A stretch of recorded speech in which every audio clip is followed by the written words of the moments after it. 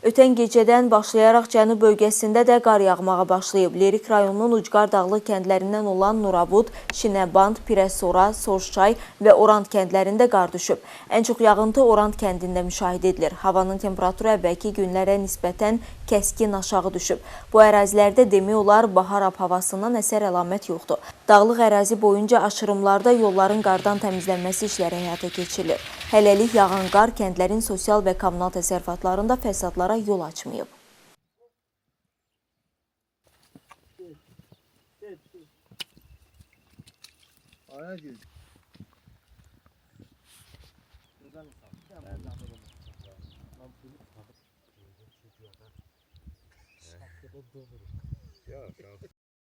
Kəndimiz dəniz səviyyəsindən 2000 metr hündürlükdə yerləşir. Dünən axşamdan başlayaraq ərazimizdə qar yağır. Qarın yağması kənd sakinləri üçün o qədər də ciddi problemlər yaratmayıb. Elektrik enerjisində verilməsində fasilələr yoxdur. Amma kəndə gələn qonaqlar ehtiyatlı olsa daha yaxşı olar. Çünki yollarımız sıldırım qayalıqlardan keçir və yollarda bəzi yerlər təmizlənsə də bir çox yerlər təmizlənməyib və maşınların sürüşməsinə səbəb ola bilər. Ehtiyatların saxlasalar daha yaxşı olar. Elektrik enerjisinin verilməsində demək olar ki, fasilələr yoxdur.